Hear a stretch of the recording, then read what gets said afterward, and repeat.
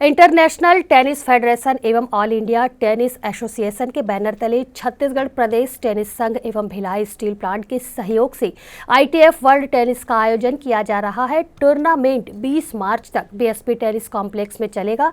Tournament के मुख्य दौर के मुकाबले 15 मार्च सोमवार से खेले गए।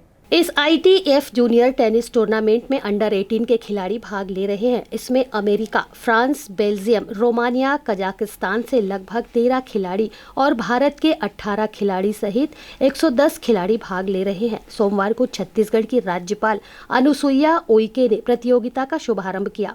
इस दौरान छत्तीसगढ़ ओलंपिक संघ के महासचिव गुरुचरण सिंह होरा भी मौजूद रहे। Bhilai steel authority of India इस प्रतियोगिता का आयोजक है। सिविक सेंटर की टेनिस कोर्ट में मुकाबले के सभी मैच खेले जाएंगे। उद्घाटन के मौके पर राज्यपाल ने अपने विचार रखे।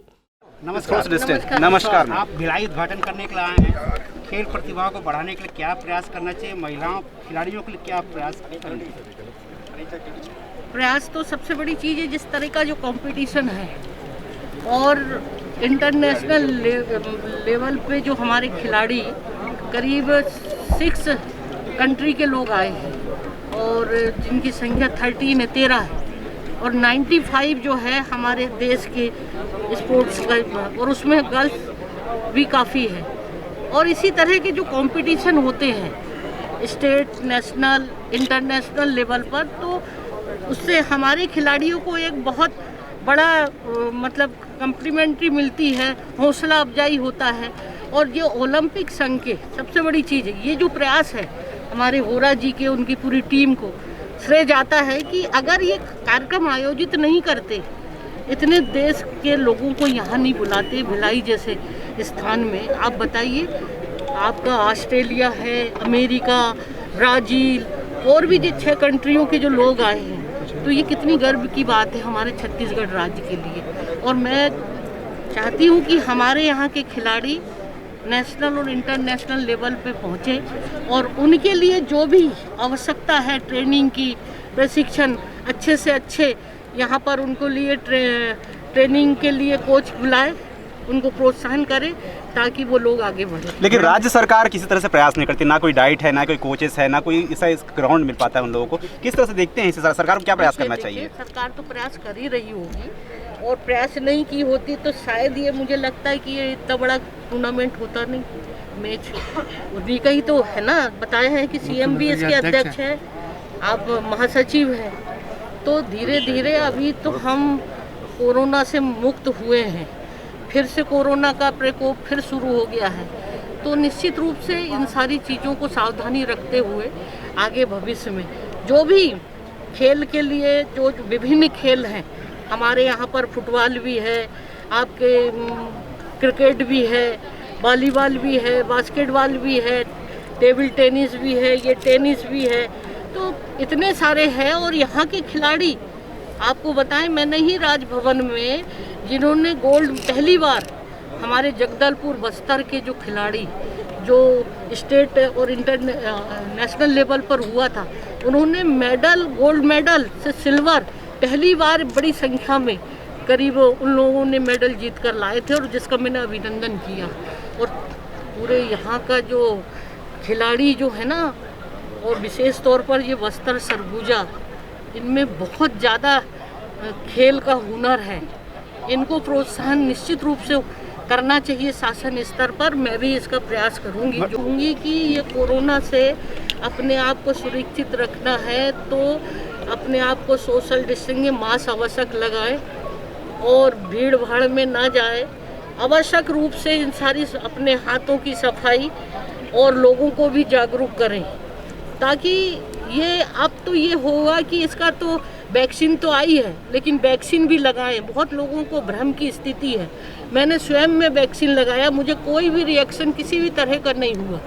लोग कहते हैं ना कि अब इसके बाद 1 महीने के बाद दूसरी वैक्सीन लगेगी, तभी उसमें एंटीबॉडी जो है तैयार होगा, और तब कोरोना भी आ जाएगा तो उसको किसी भी तरह का अटैक नहीं होगा, वो कोरोना से कोई खतरा नहीं होगा। इसलिए तो पहला ही हमारा हिंदुस्तान है जो जहाँ से ये वैक्सीन बनी है। और दूसरे विदेशों में भी जा रही है, मांग की जा रही है। तो ये सावधानी बहुत ज़रूरी है और सभी लोगों से मेरा आग्रह है कि वैक्सीन ज़रूर लगा लें। इसका कोई साइड इफ़ेक्ट नहीं है और प्रधानमंत्री से लेकर मंत्री, राष्ट्रपति, गवर्नर और सभी मंत्री पूरे देश भर के जिनको भी जैसा समय मिल रहा है वो सभी लगा रहे हैं। इसमें किसी तरह का कोई खेलों की बात करें तो पारंपरिक खेलों को बढ़ावा दिया जा रहा है। होरा जी के प्रयास से लगातार ओलंपिक संघ ने पाटन में आयोजन किया है। 17 प्रकार के जो खेल हैं उनको पारंपरिक खेलों को शामिल किया गया है। किस तरह से देखती है इस आयोजन को? बिल्कुल पारंपरिक खेल का तो ज़रूरी है, क्योंकि ना हम ज़्यादातर क्रिकेट को ही ज़्यादा प्रोत्साहन मिलता था। हमारे यहाँ कबड्डी है, खो खो है, पारंपरिक बहुत सारी चीज़ें हैं, उनको भी हाँ ये सारी चीज़ें हमारी पारंपरिक बहुत सारी है। छत्तीसगढ़ तो नहीं, तो बहुत सारा उसको प्रोत्साहन। आप कुलाधिपति हैं, ऑफलाइन ऑनलाइन के एग्जाम को लेकर आपके आवेदन गए हैं, बहुत सारे विद्यार्थी उसमें मतलब उस कंफ्यूज हैं, उस कंफ्यूजन को लेकर क्या कहना चाहेंगे कि कैसे होगा, ऑफलाइन होगा या ऑनलाइन होगा? आपके नज़र में क्या होना चाहिए? देखिए, जहाँ तक जो परिस्थितियों को देखकर यूनिवर्सिटी खुद ही डिसाइड करते हैं और छात्र पालक जैसा चाहेंगे, क्योंकि कोरोना का ये जो चल रहा है, पालक अगर चाहेंगे कि ऑफलाइन एग्जामिनेशन है या ऑनलाइन लेना है तो उसके आधार पर ही वहाँ के कुलपति निर्णय लेंगे। इसमें मैं व्यक्तिगत कोई निर्णय नहीं ले सकती। धन्यवाद।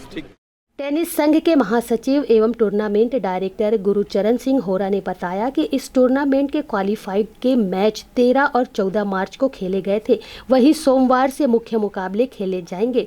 इस मौके पर उन्होंने सेल और छत्तीसगढ़ की गवर्नर को धन्यवाद दिया।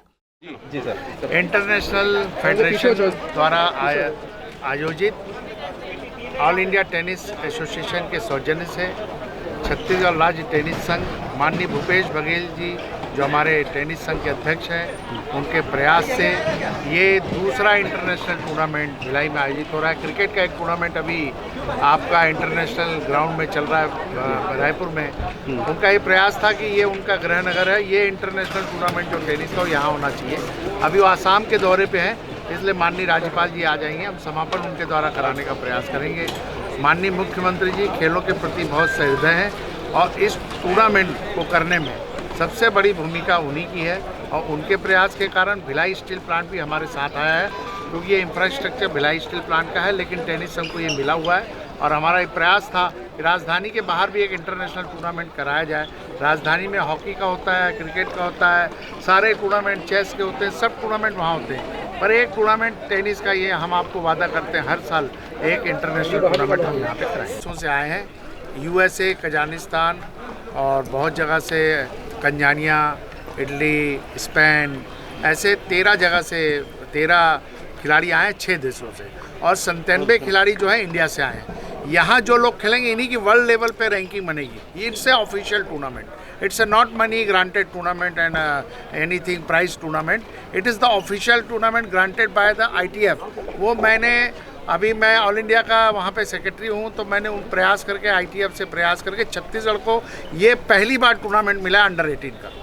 जी, महासचिव हैं, जिस तरह से देखते हैं सरकार को पहल करना चाहिए खेलों के लिए, जो स्पोर्ट्स मैन है उनके डाइट के लिए या फिर बाकी चीज़ों के लिए, किस तरह से देखते हैं सरकार को क्या पहल और करनी चाहिए जिससे हमारे कंसेशन की राशि देगा? डाइट की राशि 4 गुनी कर दी गई है, आप लोग को पता ही नहीं है। जहाँ 100 रुपये मिलते थे वहाँ 500 रुपये मिल रहे हैं। तो बच्चे खेलो इंडिया से बाहर हो जाते हैं, साई से बाहर हो जाते हैं। देखिए, वो एक नॉर्म्स, आप देखिए कोई भी खेल का एक नॉर्म्स है। आपको टेनिस खेलना है तो टेनिस का नियम पालन करना पड़ेगा। खेलो इंडिया खेलना है तो उसके लिए नॉर्म्स बने हुए हैं। कोई भी आदमी जाके खेलो इंडिया थोड़ी खेल लेगा। जो नॉर्म्स है उसमें तो ना सरकार कुछ कर सकती है ना कोई, वो तो खिलाड़ी को लाना है। नॉर्म्स सुविधा दे सकती है सरकार, खेल संघ सुविधा दे सकते हैं। आप ये बता रहा हूँ मैं, इस कोरोना काल में आप देखिए पाटन वाला टूर्नामेंट हो गया, एक इंडिया लेवल का टूर्नामेंट रायपुर में हो गया टेनिस का गोंडवाना कप, और ये तीसरा टूर्नामेंट हुआ इंटरनेशनल और क्रिकेट का टूर्नामेंट। और क्या चाहते हैं सरकार, और क्या करे बताइए आप? यहाँ के खिलाड़ियों को जो देने का प्रयास करी सरकार, मैं नहीं समझता पूरे हिंदुस्तान में इससे बड़ा टूर्नामेंट कहीं हुआ। नज़दीक में खेल की जरूरत होती है। जो प्लेयर निकलना है वो बस्तर से भी निकल जाता है, सरगुजा से भी निकल जाता है। आपके रहमो करम पे नहीं है, वो अपने अंदर की योग्यता के ऊपर रुख करता है। तो ये हम मत सोचे हम उसको 2000 रुपया दे दिया, 10,000 दे दिया, डाइट दे दिया तो भगवान बन गए। वो अपने कर्मों से बनता है। यहाँ खिलाड़ी जो खेल रहे हैं, यदि ये क्वालिफाई नहीं करेंगे तो उनको पात्रता ही नहीं है खेलने की। तालाब में तैरना और स्विमिंग में तैरने में फ़र्क होता है, आप समझ लीजिए ना। 2 चीज़ का ध्यान रखिए। तालाब में तैरना बहुत अच्छा तालाब का तैराक होगा, स्विमिंग पूल में तैरने में दोनों में डिफरेंट होता है। इसलिए नॉर्म्स और नियम जो बने हुए हैं उसमें जो खेलेगा वो टॉप करेगा। कांग्रेस की सरकार है, वहाँ पे भारतीय जनता पार्टी की सरकार है केंद्र में। हमारे मुख्यमंत्री जी किरण रिजिजू को 10 बार चिट्ठी लिख चुके हैं, हमको कोच चाहिए। आपको बता दूं अभी बिलासपुर में अंडरग्राउंड पूरा इंडोर स्टेडियम बन रहा, बहुत बड़ा नेशनल गेम होने वाला है। हमने यहाँ कोचेस की व्यवस्था की है अपने लेवल पे। खेल विभाग में हर खेल का 2-2 कोच है, हर खेल संघ ने अपने अपने 5-5 कोच रखे हैं। आप सुनिए 10 साल पहले जो खेल था, 15 साल पहले, और आज खेल में आपको जमीन और आसमान का फर्क नजर आता है। तो ये कहना कि काम नहीं होता, काम होता है, कहीं कम होता है, कहीं ज़्यादा होता है, लेकिन प्राथमिकता देखिए लोगों की महत्वाकांक्षा ज़्यादा है, लेकिन होनी भी चाहिए, लेकिन उसकी पूर्ति करने का एक समय होता है, टाइम होता है। टाइम बीइंग में वो सारा काम। सरकार भी इस पर पहल कर रही है क्या? नहीं, ये तो हमारे लिए बहुत ही गर्व की बात है कि हम इस तरह के टेनिस टूर्नामेंट से जुड़ पाए, और जो हम लोगों ने ये फैसिलिटी बनवाई है, ये सब टूर्नामेंट देख के लगता है कि ये फैसिलिटी रियली अच्छा इनको प्रयोग हो रहा है, हम चाहते हैं। और आज तो गवर्नर मैडम आई तो हम लोग तो गदगद हो गए एकदम, कितना बड़ा सम्मान मिला इस फैसिलिटी को, हमारे भिलाई स्टील प्लांट को, कि गवर्नर मैडम आई और हम इस टूर्नामेंट से हम जो जुड़ पाए, हमें बड़ा गर्व है इस बात का। और मैं भी वही स्वामीनाथन साहब से बात कर रहा था कि इतना अच्छा टेनिस हम लोगों ने फैसिलिटी है, इतने सारे हमारे लोग हैं, हम चाहते कि और प्रतिभाएं यहाँ से निकले टेनिस की तरफ से।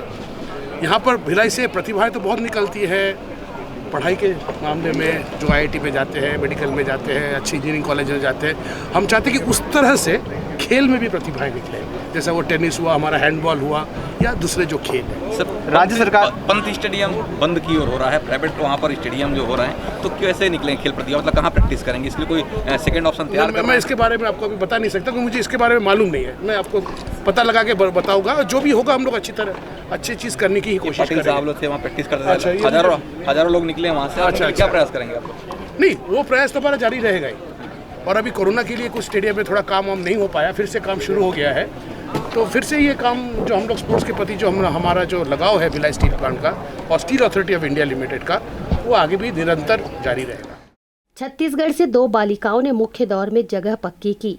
मिली चुग को सीधा प्रवेश मिला है एवं वाइल्ड कार्ड एंट्री के रूप में प्रदेश की पाखी भट्ट को जगह मिली है। इसके साथ ही इंडिया के सभी टॉप रैंकिंग जूनियर प्लेयर्स इस टूर्नामेंट में हिस्सा ले रहे हैं।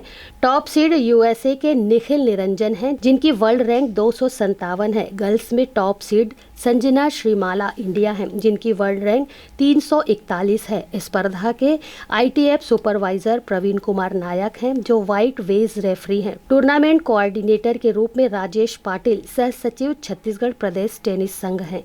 ग्रैंड न्यूज के लिए संतोष तिवारी की रिपोर्ट।